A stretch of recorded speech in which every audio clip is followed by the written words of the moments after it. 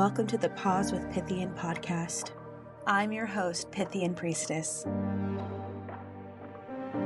Breathe in, tune in, and let's take a sacred pause together. The time is now. Let us begin. Mystics, and welcome to a special episode of Pause with Pythian. Today we are opening the sacred doorway to the East and exploring the world of Korean shamanism. My guest today is Mudang Mi. She is a Mudang, a Korean shaman priest, trained in Mugyo in the lineage of Woncho. She is the keeper of the Heavenly Star Shrine in Washington State and is one of the only diaspora practitioners in this lineage in the United States. Thank you so much for joining me today. Thank you so much for having me. I appreciate it so much. I have been fascinated with Korean shamanism for about 2 years now. And can you share a little bit with my audience? Like, what does that path look like? Because it is very different than the West. Yeah, it is so different. I was born and raised in Korea for the first handful of years, and then we moved to the States, and it was very, there was a lot of forced assimilation, right? Because my mother's friends told her, it would be too difficult for me and my brother to continue learning both Korean and English at the same time. So we really focused on English at home. From there, it kind of, the cultural upbringing essentially was very American. There was only certain aspects of Korean culture that we were raised with. And, coming into Mugyo, I had no idea. I had very little idea about what any of it was. I even have a distinct memory of being 10 years old when I started branching out and really researching different religions and practices and spiritualities. And I was wondering, maybe there's something that started off with Korea that I can connect with a little bit easier, because Neo-Wicca was not doing it for me. And I'm sure a lot of people felt similar, but the research didn't come up with anything. Back then, Wikipedia was still very fresh and new. And, clicking onto Korean shamanism on that page, I barely glanced at it. The first few sentences was about how people had to be chosen by the gods and go through an initiation ceremony and be trained for a long time. And I clicked out and I was like, yeah, that doesn't sound like that's something for me. And from there, it just escalated. So we go through something called spirit sickness, shimbyo. And once we're vetted by an elder, we have to go through the initiation ceremony process and kind of go from there. The practice itself is so different. There was a learning curve in terms of both culture and the religion itself. And I came from a background that was very westernized. I've been in communities of witches and pagans and different variations of all of that for a really long time. And so coming into Mugyo, it was like a whole other world. How we deal with spirits and deities is totally different. Greek gods, as just a really brief example, being a lot more accessible in a way, or even ancient Egyptian gods are a lot more accessible in a way to the standard person. But Korean gods, there's so many different layers and contexts for them that if someone happens to see a deity that I'm talking about on my Instagram, and they're like, oh, I feel really connected to this one, I'm going to go ahead and set up a shrine and pray to them and so on and so forth. It won't work like that, because a lot of Mudang's gods are deified ancestors. So they're very specifically connected to me. And so if another person was like, oh, hey, I want to worship that god and so on, it's it's not really something you could do technically. Yeah, that is really different from what we're used to, especially in the United States and on TikTok. So can you share with us what gods or spirits or ancestors that you work with? So in Korean, we basically just say Shinyeongnim just because it's the Korean term, but gods and spirits is very acceptable as a translation. As for me, I work with a lot I have a lot in my pantheon, but the most active ones are the seven-star god. So it was kind of hard to have a translation for, but the translation is like immortal goddess. The dragon king god, mountain gods, child, like boy child god and girl child god, war gods. And there's like a lot of there's like a lot of them in between. Wow. Do you have a shrine for every single one of them, or is it like all on one big shrine? So technically, it is all encapsulated in one big shrine. So this here is still my shrine room, like the Shindang. But sometimes, depending on the deity, we have to also have separate shrine spaces. I posted a couple pictures of it recently just because I had to recently set it up. But there's like a smaller shelf table thing for its own shrine, like right outside the shrine room, just because he's that kind of guardian of the sacred space. I understand. So, how did that get you into an initiation? How did you get to that path? It really was not something I was actually seeking out just because, and I'm sure a lot of people can understand this, but certain types of heavy responsibility, I kind of have a gut reaction where I'm like, oh, I don't know if I can handle that. But I have known since I was really little that I was meant to be in a clergy type kind of role. I've always been drawn to something like that. And back when I was Kemetic, I thought that I was going to be within Kemetic orthodoxy, being trained up in the priesthood there. But then my spirit sickness symptoms just kept getting worse and worse over time. And I finally was just like, I asked my mom, she's still fluent in Korean. And I asked her, like, hey, I'm going through such and such symptoms. I'm having these particular dreams. Like, do you know any mudangs that we can really reach out to and blah, blah, blah. And Mhm. so she helped reach out to a handful over the span of a day because we're kind of just like, we need to figure this out. This is a lot going on. We pulled a few that were native Korean. So basically, they're hyper traditional lineage style and they're in Korea. And all of them just taking down my birth information or just hearing like my voice as I'm talking, their their gods and their spirits told them that I had the calling, like I had to answer the calling with the initiation ceremony. And at a certain point, I already knew that it was something that I was probably going to have to do. But my mom, she still is kind of a fairly skeptic woman.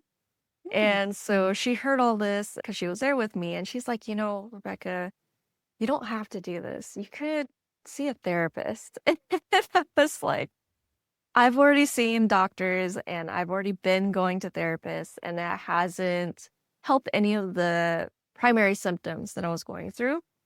And I was like, oh, no, thank you. But I'm just going to go ahead and do this because I think it's something that will actually help versus the other stuff. And from there, we found an elder that was willing to take me in as her spirit daughter. I went through the initiation ceremony with her, and then the journey kind of just kept growing from there. So, the spirit sickness, what were some of those symptoms?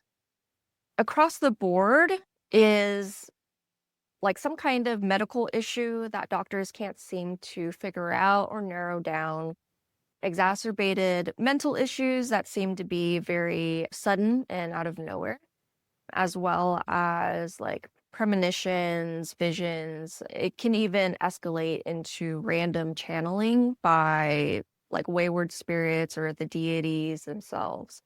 On top of that, when it gets really bad, people can start dying around you just because it's been so long for you to answer that calling and you didn't.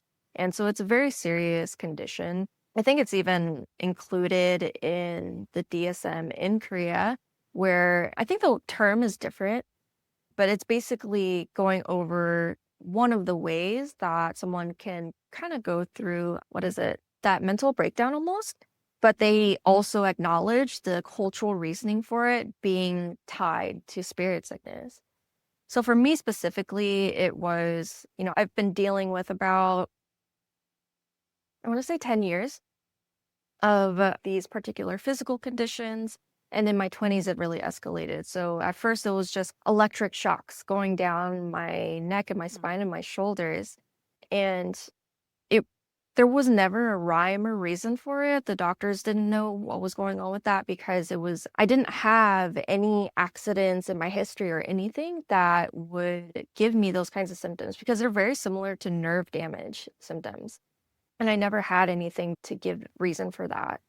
And in my 20s, it just escalated to the point where when it would happen, it was so sudden and so jarring and painful that I would have to keep myself from shouting no matter where I was when it happened. And I kind of kept brushing it off because when it did happen, it was like maybe 20, 30 seconds of it at a time. And then it passes. And then I wouldn't have that symptom again for another, I don't know, let's say a couple weeks at a time. But it was kind of escalating in terms of quantity as well. Obviously, the premonitions, but when they came true, I started having really intense episodes of vertigo. I'd have to hold on to something to keep myself from falling over. And then it felt like a hand was clenching my heart and my lungs. I would say the really final straw of these kind of symptoms was I was driving to work one day. It's like 5 a.m. and it's a long stretch of a back road. So there's always like a lot of deer and things going on that road. But I was driving and suddenly like the static film like kind of slid across my vision. Like I'm blinking. I don't have my eyes closed or anything like that. I'm still driving and I couldn't see past it no matter how much I was rubbing like one eye or just blinking or anything. After about, I want to say a minute straight, it finally went away. And I went to the eye doctor. There was nothing going on there. My eyes were perfectly healthy. And neurologically, there weren't any issues either. So that was kind of the final straw for me. I was like, this is really getting to be quite scary. I could have ended up in a super bad accident. And I was just like, I don't want to leave it to chance anymore. So from there, I took it upon myself to have the initiation ceremony done with my spirit mother. I understand. After the initiation, did the symptoms go away? They did, yeah. So they went away pretty much basically within the month of me getting the initiation done. And I would say these days, I would very rarely still get the kind of clenching issue if my gods are pushing on a particular task that I still didn't get to yet. I understand. I'm familiar with those like pushes. Yeah. So, in your day-to-day life, do you still have a day job or is being a mudang your entire life? So I do have a day job right now that is just what they're allowing me to do.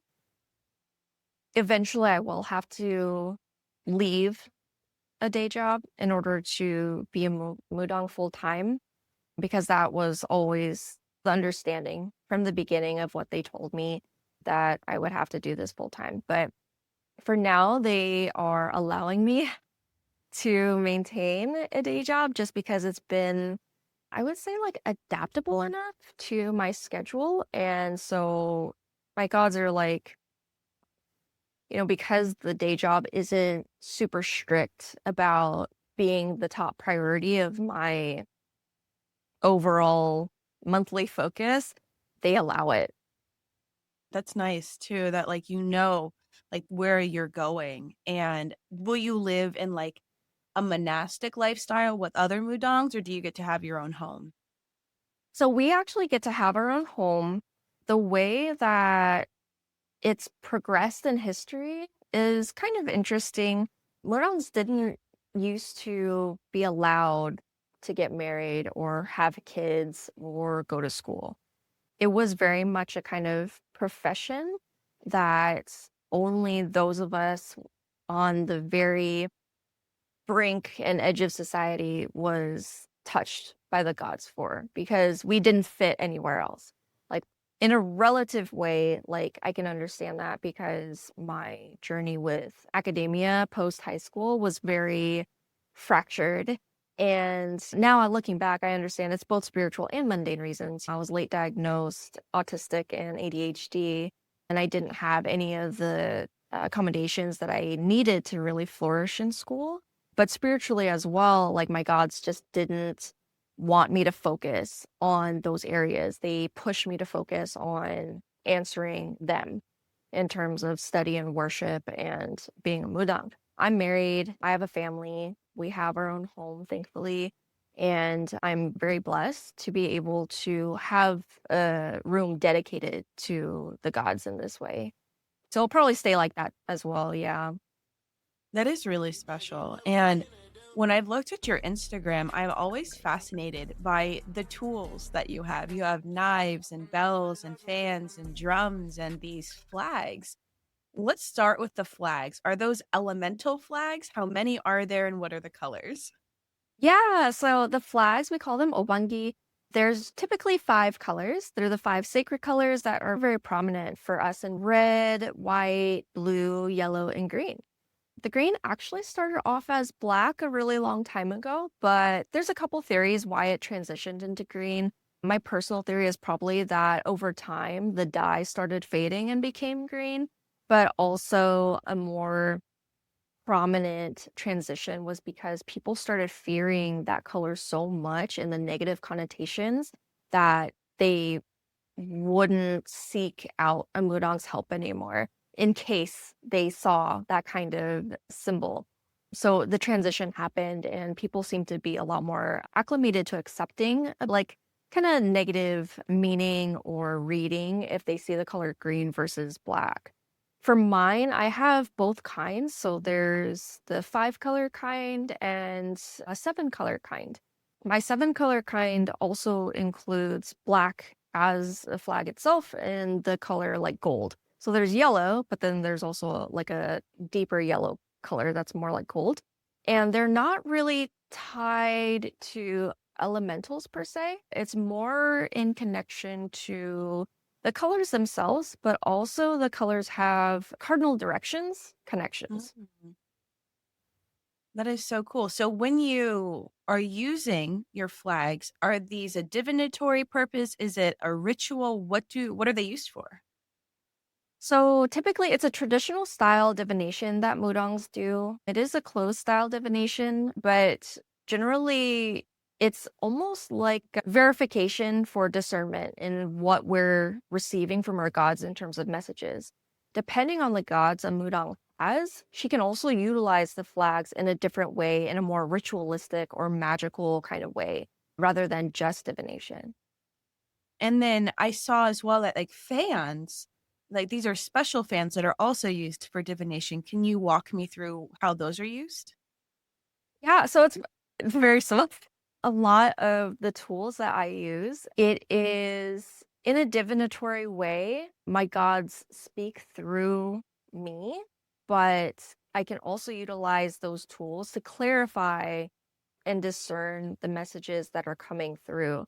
So it's the same thing with a fan, bell rattle, rice and coins. It's not something that has a, how do I say, like, you know how tarot has very confirmed and cemented kind of keywords and meanings usually from the beginning.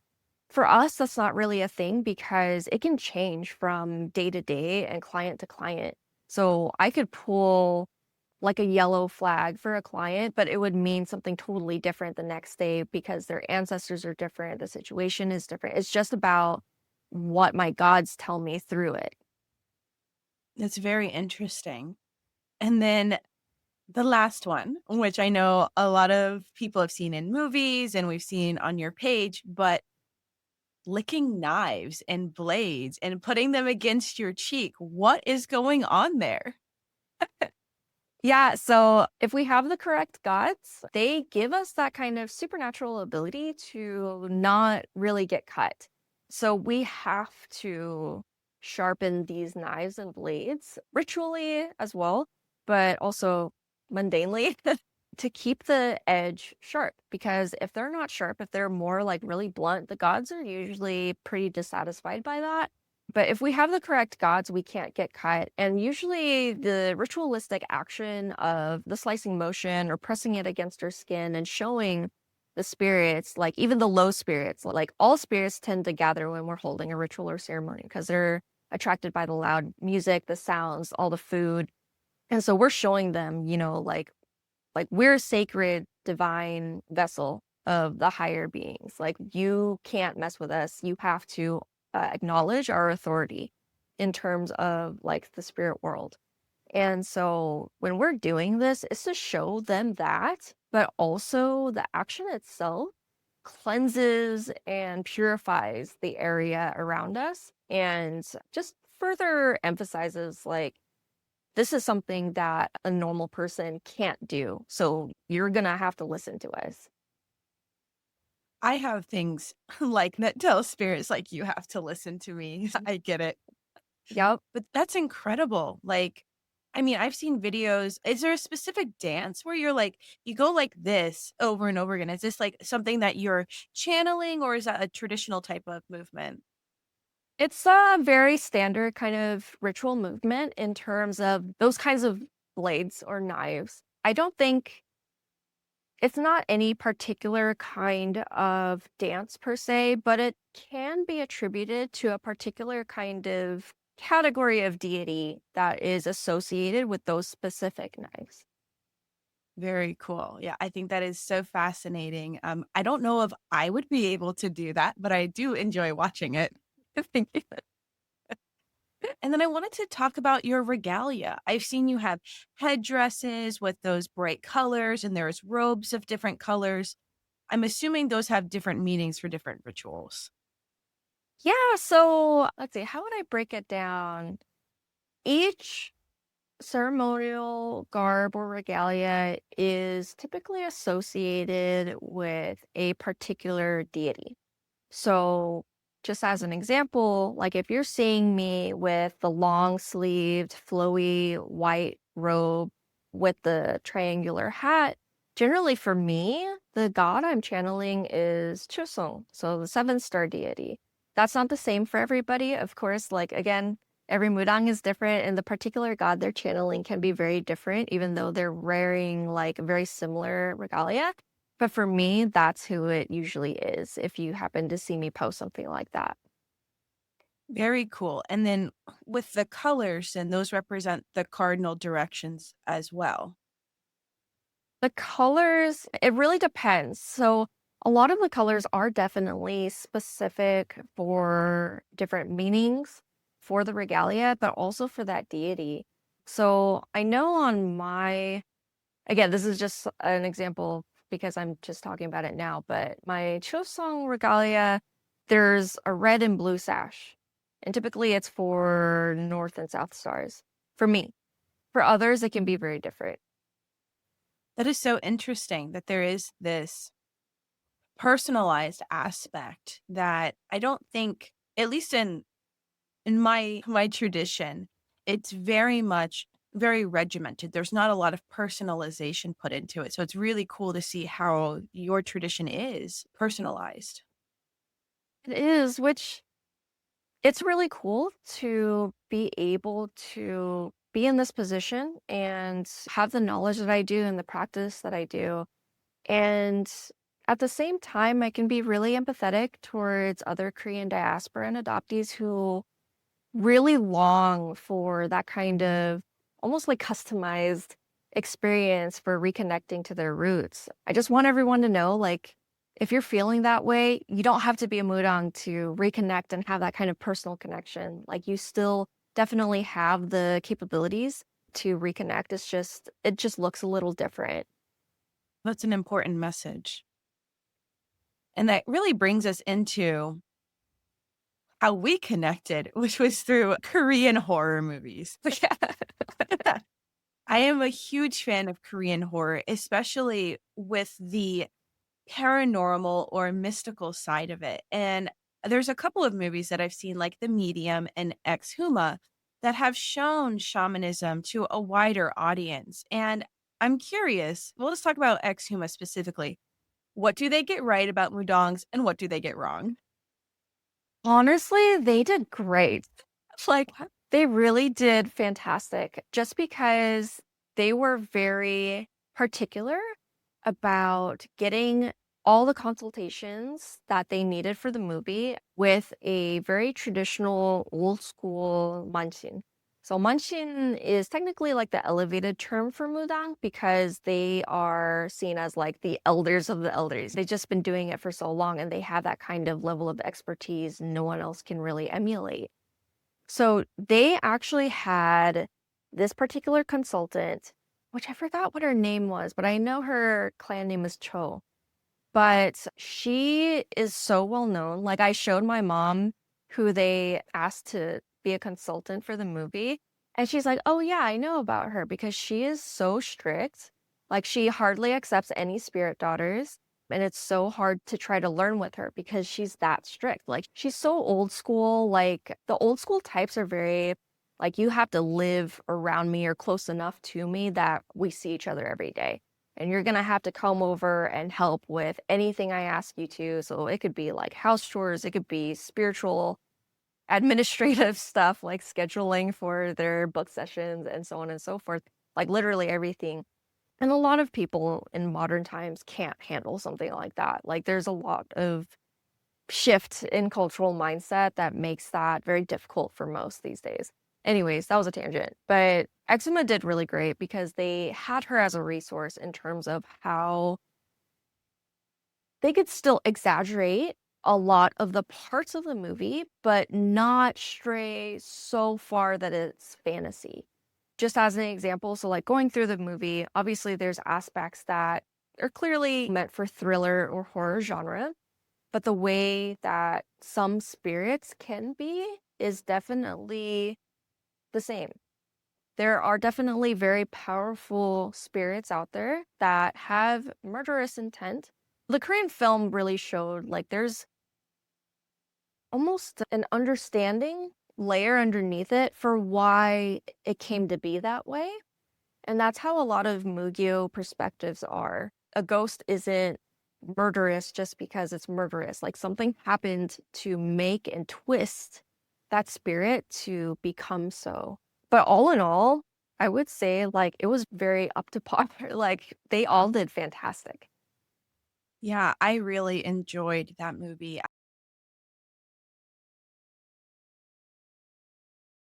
I did have a question about animal sacrifices. Is that something that's common within certain rituals? Like we saw there was like I think a pig sacrifice. Yeah, so traditionally, animal sacrifices are fairly common. Some lineages lean away from that using like instead of a real pig head, they might use like a pig head cake or a balloon or something. But generally that is what is traditional. There's chickens, cows, and even in bigger like statewide or countrywide kind of ceremonies that are done by intangible cultural heritage owners. They'll even do offerings of like whole bodies of bulls, like cows. Wow. Yeah, huge, huge. It's insane. But yeah, there are reasons for these particular animal offerings, and typically I've seen both sides. One side, some lineages will keep the chicken alive and just do the offering of it during the ritual itself, like in I that understand. moment. Yeah, Mm. yeah.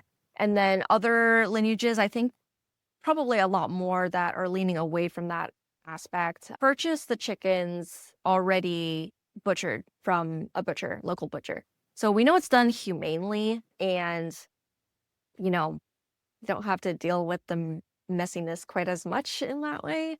The pigs and the cows, those are already deceased when they're being offered during the ritual and ceremonies. Do spirits go into the animal or is it just an offering? Some of them are just offerings. Primarily the cows and the pigs are just offerings for particular reasons and rituals. But the chickens are usually used in terms of like exorcism style. So basically, it's to take the place of the person who's really ill. It's kind of like life for life. The chicken is giving its life for that person to be able to continue living. I see that across a lot of different cultures as well. Like especially like in Hispanic cultures, chickens are used for that purpose. Eggs get used for that purpose, life for life.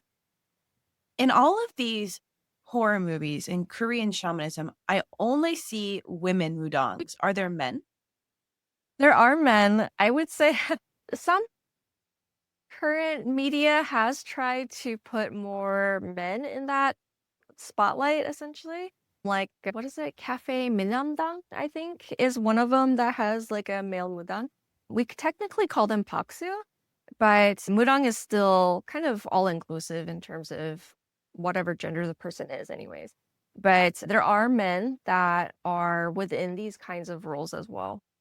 I want to talk about some of the work that you do, the different rites that you offer, the different readings, because I know I have actually been asked by some of my audience who are Korean because I am a Westerner. I only know the West. And that's why I brought you here because I wanted you to help other people that I can't. So let's talk about what you do.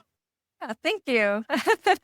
The services that I offer is pretty wide variety. Shinjong is like essentially god divination. So when I connect a person's energies with my gods, whatever questions they have, my gods will show me the answers to in a lot of different ways. So it's a good way to kind of get your bearings on situations that you might be really confused about and not sure on how to move forward in or anything like that.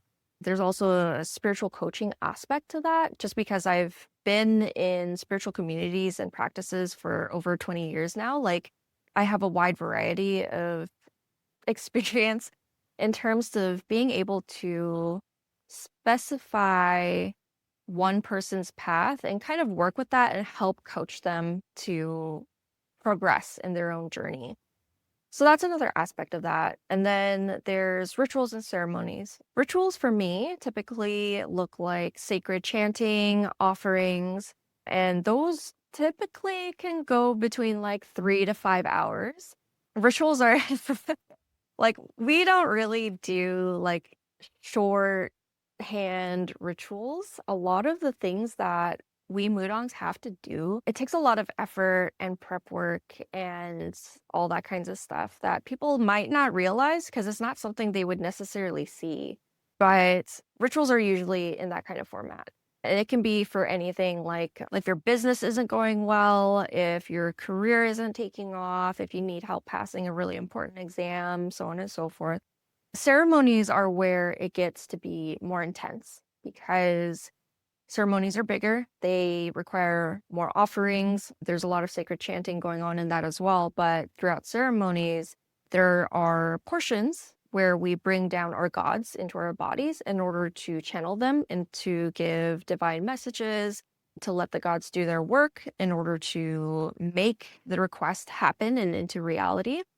And in that way, ceremonies usually end up being more expensive than rituals, but that's why. They can typically go between like 4 to several hours plus. Like they're very labor intensive.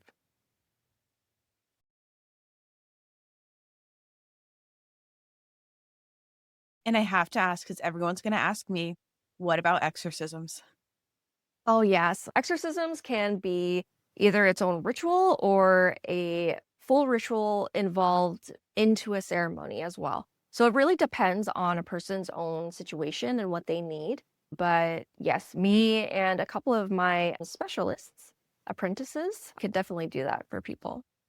Very cool. And where can they find you online to book? Yeah, so anyone can find me. Honestly, I'm kind of everywhere online. Like you could just look up the Mudang without any spaces, and you'll probably find any of my social media. But my main website is firelightlotus.com. Awesome. And I'll be sure to link that all below for the audience so they can check it out. And I want to thank you so much for walking us through your magical practice, your lifestyle. And I really see a lot of passion in what you do. And I'm so happy to see someone who gets to live the life that they want, this magical spiritual life. Yeah, I'm very grateful for all the opportunities I've been able to come across. And obviously, it's due to my gods. But I'm also so grateful that you invited me here today and I could connect with your community as well through here. So thank you all for watching. Thank you, Mudang Mi. It has been a pleasure. And until next time, mystics, stay magical.